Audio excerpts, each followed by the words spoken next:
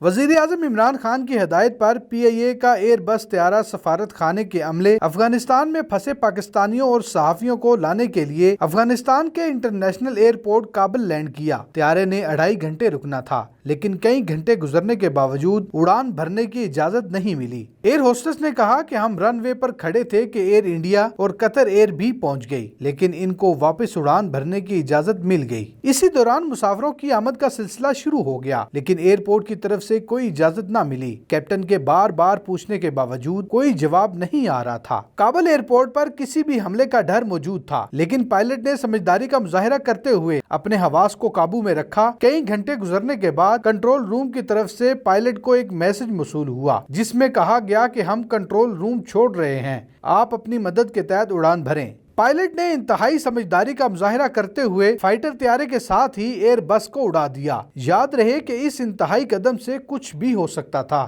لیکن پائلٹ نے کسی خطرے کو بالائے طاق رکھتے ہوئے طیارہ اڑا دیا اور پاکستان کی حدود میں لے آیا۔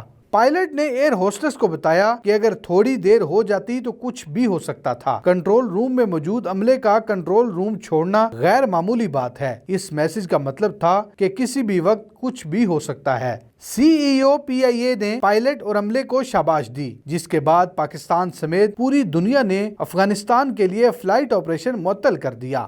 دوسری جانب طالبان رہنماؤں نے محرم الحرام کے پیش نظر ہونے والی مجلس میں شرکت کی۔ معروف مغربی جریدے کے کابل میں مقامی رپورٹر نے ٹویٹ کرتے ہوئے کہا کہ طالبان رہنما ہزارہ محلے دشت برچی میں ہونے والی مجلس میں شریک ہوئے اور شیعہ برادری کو تحفظ کی یقین دہانی کرائی۔ افغان ٹی وی چینل پر خواتین کے ساتھ نشریات کا دوبارہ آغاز کر دیا گیا ہے۔ افغان میڈیا کے مطابق طالبان کی موجودگی میں کابل میں محرم الحرام کے جلوس اور مجالس کا اہتمام بھی کیا جا رہا ہے۔ اس کے علاوہ افغانستان کے ٹی وی چینل نے خواتین اینکر اور رپورٹرز کے ساتھ اپنی نشریات بحال کر دی ہیں۔ کابل پر طالبان کے قبضے کے بعد اتوار سے زیادہ تر ٹی وی چینلز نے خواتین اینکرز اور رپورٹرز کو ٹی وی اسکرین سے ہٹا دیا تھا، لیکن اب افغان نیوز چینل کے سربراہ نے سوشل میڈیا پر لکھا ہے کہ چینل نے خواتین اینکرز کے ساتھ دوبارہ نشریات شروع کر دی ہیں، اور ایک خاتون اینکر نے طالبان کی میڈیا ٹیم کے نمائندے کا انٹرویو بھی کر لیا ہے۔